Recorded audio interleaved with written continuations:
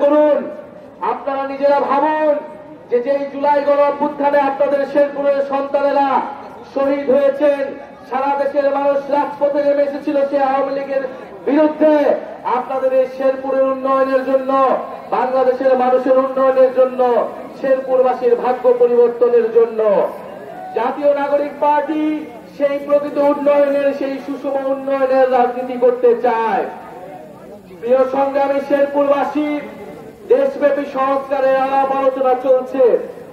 আমরা বলেছি 5ই আগস্টের মধ্যে যে কোনো মূল্যে জুলাই সনদ ঘোষণা করতে হবে, সাথে জুলাই ঘোষণাপত্র ঘোষণা করতে হবে।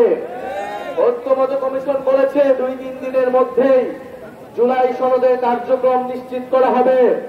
আমরাও চাই যদি 5ই আগস্টের মধ্যে যদি এটি ঘোষণা করা না হয়, 3রা আগস্ট আমরা ঢাকায় আসছি।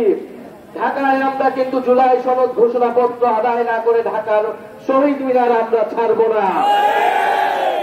জুলাই সনদে আমরা বলেছি যেই কারণে একটি স্বৈরাচারী রাষ্ট্র ব্যবস্থা তৈরি হলো, সেই রাষ্ট্রের সংস্কার করতে হবে, গণতন্ত্র প্রতিষ্ঠা করতে হবে। এক ব্যক্তি কেন্দ্রিক রাষ্ট্র রাখা যাবে না। একটা রাষ্ট্রে শুধু প্রধানমন্ত্রীর কাছেই ক্ষমতা, সেই রাষ্ট্র আমরা পরিবর্তন চাই।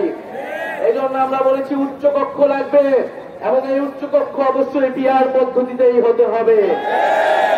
উচ্চকক্ষ পিআর পদ্ধতির মাধ্যমে আমরা এই জুলাই সনদে স্বাক্ষর করতে পারি। যদি মৌলিক সংস্কার না হয়, যদি রাষ্ট্রের গুণগত পরিবর্তন এই জুলাই সনদের মাধ্যমে না নিশ্চিত করা সম্ভব না হয়, তাহলে এই জুলাই সনদে জাতীয় নাগরিক পার্টি সমর্থন দিবে না।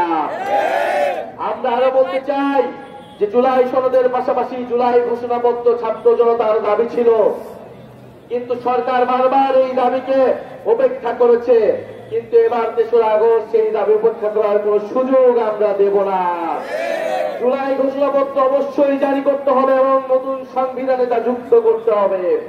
প্রিয় সংগ্রামী শেরপুরবাসী, আপনারা জানেন জাতীয় নাগরিক পার্টি বিচার সংস্কার এবং নতুন সংবিধানের দাবিতে 3রা আগস্ট জড়ো হচ্ছে।